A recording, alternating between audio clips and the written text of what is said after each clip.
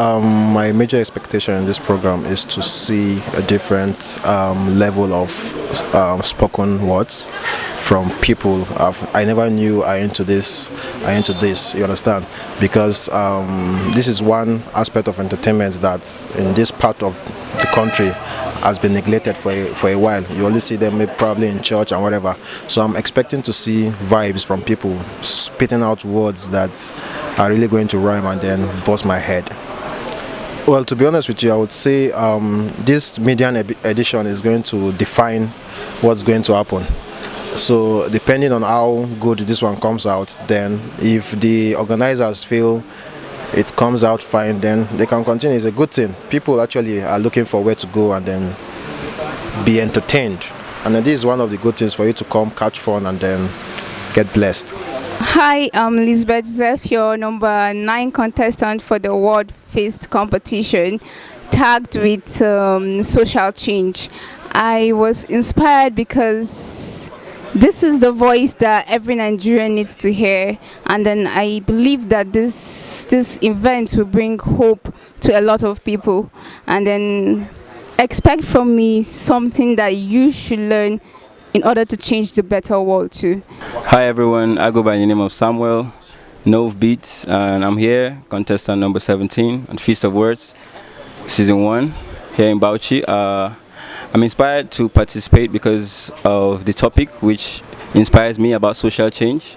So I'm here to give it my all, and I hope you guys follow on to find out what comes up next. Hi everyone, my name is Dean Maina, contestant number 015 for the Feast of Words social contest, and I'm here because this stage will be a stage I make my greatest of impacts and also boost my crafts and the arts that I do. Hello, my name is John Bulason, contestant 002, Feast of Words Season 1. Alright, when I saw the advert for this contest, I decided to put in my application because I want to explore in this art and expect the best of me this evening. I'm free writer Jerry, and contestant number 18. And I think what you should expect from me is nothing but fun, because I believe art is all about change, but it doesn't restrict us from having fun. So you should expect the best of me in this context. What inspired me for this, I think, is the love for humanity and to impact lives. So I'm not just an entertainer, I also impact life. So that's what inspired me. I'm expecting to see how youth will display their talents and just to voice a lot of things that will change the life of a common man. You know, there are a lot of people that don't have voice, but they are the ones that would voice it out for them. They are the ones that would display their talent through saying the right thing, the right thing to do, and the right time to do it. I don't have a contestant. I just came to see by myself how they would display their talents. I'm actually expecting quite a lot. I see a lot of new faces, and it's not often you see that around here. So I am expecting something very unique to come out of this. Actually, I came to support some few people, but all the contestants are good to go. I've watched their Instagram videos and they're all good, so they all earn my spot. Well, I can't say I'm expecting much, and I can't say I'm expecting less as well. While I'm here, I came to watch poetry because poetry is part of me, in as much as I don't do presentation poetry, but I do written poetry. I write poems as well. So coming here to see people presenting, I think is a plus. The first of its kind here in this town in terms of an organized poetry contest like this. So it's a good one. I believe we're going to see hitches, definitely, because this is the median edition. So I believe subsequently there will be improvement, going to be better off than this. So it's part of every competition. I'm expecting a lot. You know, This is the first of its kind in Bauchi, though that's been happening in a local way. People have been inviting spoken word artists to present in so many events, but to organize an event that's mainly for, spoken words, I don't think it has ever happened in Bauchi, and I'm expecting a lot because the guys are wonderful.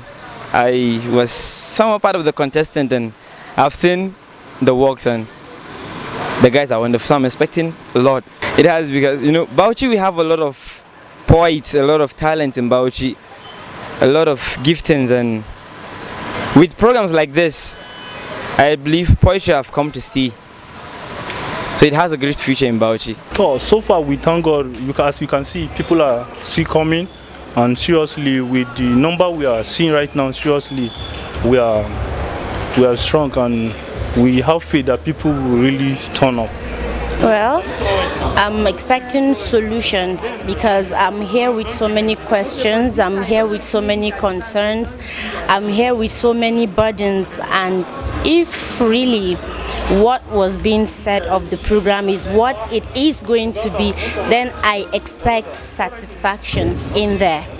It's been a while I attended a program on poetry or spoken words, so I'm full of expectation. Most especially for me, this will be the first in Bauchi for the year, so I'm having full high expectations on the program.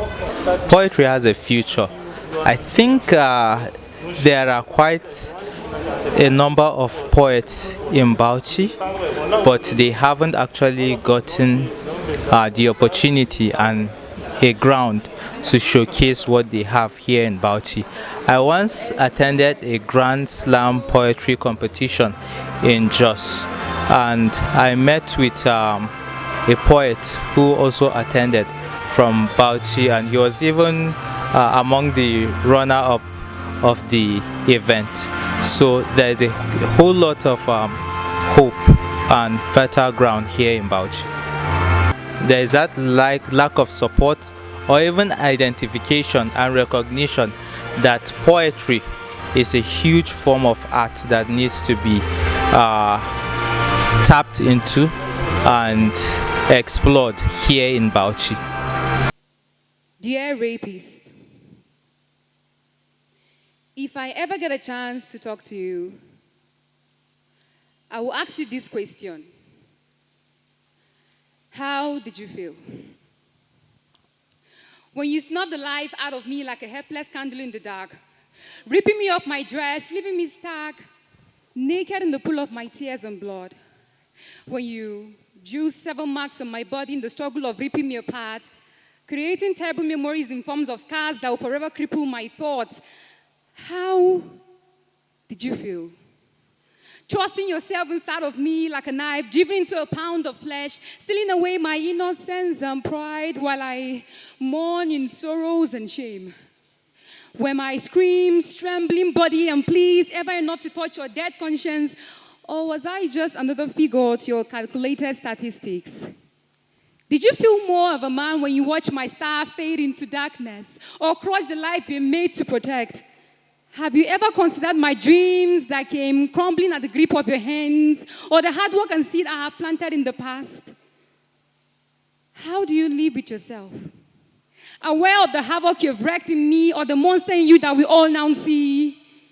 Do you even have peace of mind, or you struggle daily to sleep at night? Please tell me, how do you feel? Dear rapist.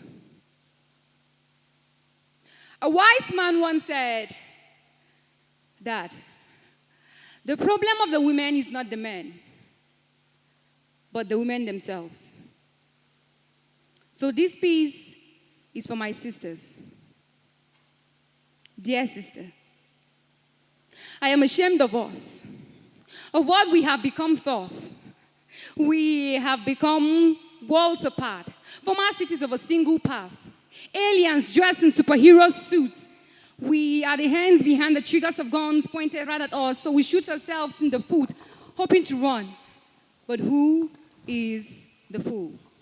Dear sister, Why are you so quick to adjust my bra straps when behind me you set traps? To pull me down and rid me of my blessing, pretending to let me know my hair is messy when you actually wish to see me at dirt mercy. At what point did the games begin? I notice the hate you take in whenever you see me laugh or smile like a handshake from a mile. I see the way you wrestle like a competitor. Tell me, who is the loser and who is the victor? But like the lock and key, we are all sugar and milk in the same cup of tea, so please, let's be free. Dear sister, when will you understand that your nails, your lashes, your hair are fake just like mine? When will you take my hand, love me truly, and be so kind? When will we become united once again in our own father's land? Do you remember the good old days? When we were united like flowers in a bouquet. When my success was yours and I shared in your pains. When becoming the best doesn't mean shutting out the rest. When becoming Tony's ex doesn't make you his next. Dear sister, I still see the way your eyelashes at me. Leaving shadows underneath your brows. Seem to have a master's degree in spreading rumor and breaking vows. Loud and irritating like a buzzing bee. You drive deadly pleasures and see me hot and broken. My failures and mistakes are what you treasure. You have become my nightmares. The salt in my eyes that triggers tears, a fierce fire in my bosom is all you have become. Dear sister, why don't you let our passion for fashion stitch us together as one? Let our marks of femininity and affection awaken our sleeping sense of unity to accomplish our duties undone. Let our strength as sisters, our love as mothers, our beauty as healers, our wisdom as keepers, our duty as helpers, bound us stronger as warriors. Because only then can I share my faith, my food, and my fun with you. Only then can I share my heart, my hug, and my hallelujah with you. Because, you see, a hug and a heart without a hallelujah will only leave God saying, I do not know you. Dear sister, let our hatred fade into love. Let our hatred fade into love. Let our hatred fade into love.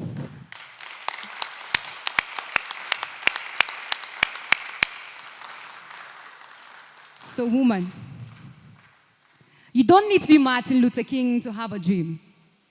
Beautiful enough to shut the ugly mouth of nightmares, or to be locked up in jail for years like Nelson Mandela before you can lead this caged nation to freedom. No. Don't let anyone tell you to walk on the smooth, soft path of 180 because you're a girl, when you know you can run through the rough, rugged road of 360 just like the boys. You see, warming the cold bed of men is not the only way to success. And most times you get trapped in the elevators of shortcut because you avoid the staircase of hard work. You don't need to be Bill Gates in order to build bold, beautiful gates that will creatively change this world, betting ways for amazing windows that will empower orphans and widows. You don't need to be Barack Obama to own a Hummer, in as much as an anvil can never become a hammer. For as verily as the Victoria falls, so does the phoenix rises from ashes. You don't need to be an imposter. Shall I tell you a sad tale of a mining field where lives are blasted into tiny, worthless smithereens by these ruthless miners of life who are bent on wreaking havoc upon the fine plains of my land? Shall I write you a poem devoid of simile and metaphors that paint painful images of these merciless haters who have slaughtered innocent women and naive children who are all pawns in this game they didn't choose to play?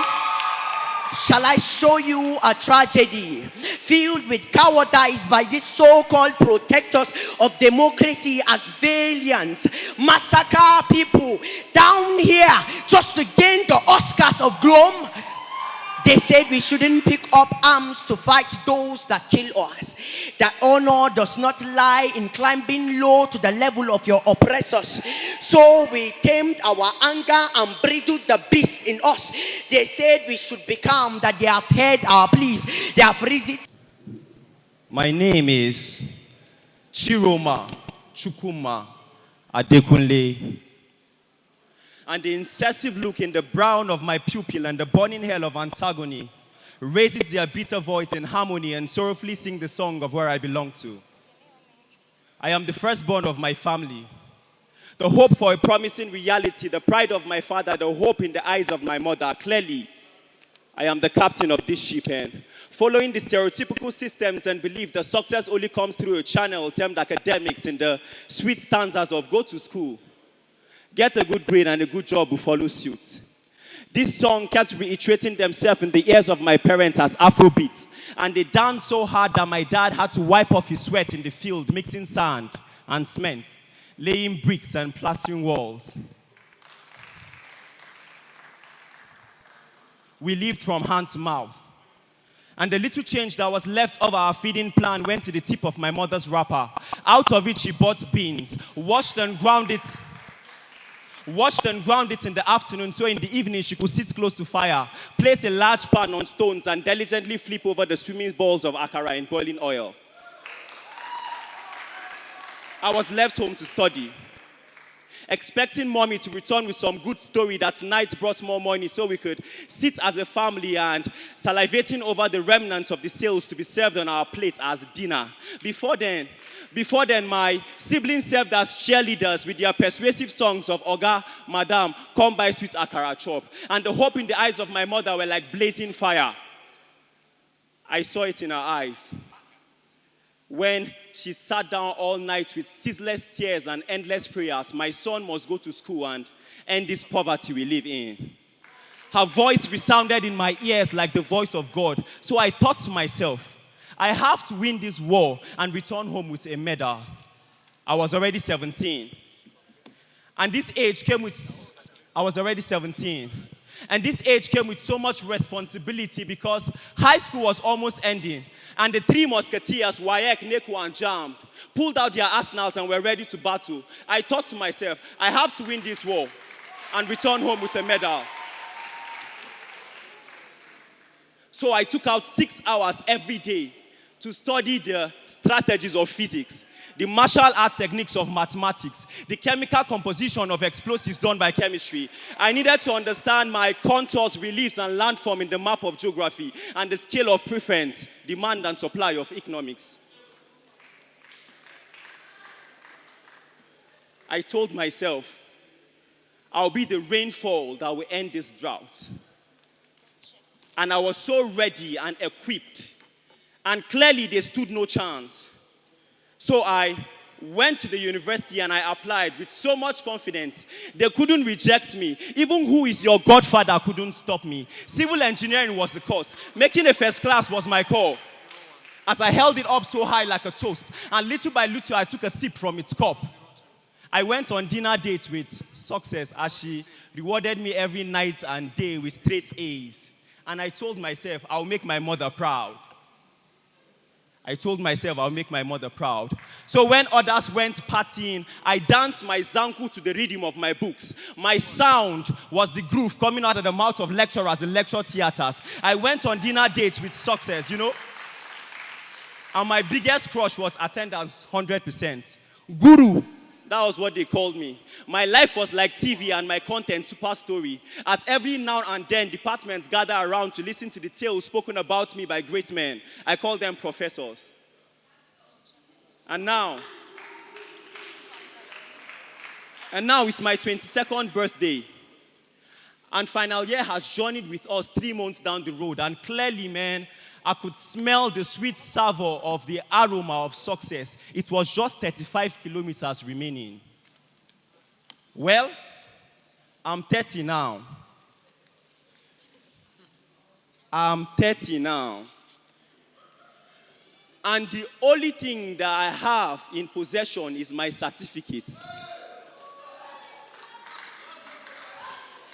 The only thing I have is my certificate. It's been 8 years since graduation, and the only firm that has agreed to employ me is Sweat, Pain, and Pain PLC. I mean, serving under the scorching sun as my CEO and working in the office of the streets. My best colleagues, I call them pain, suffering, and weariness. It's been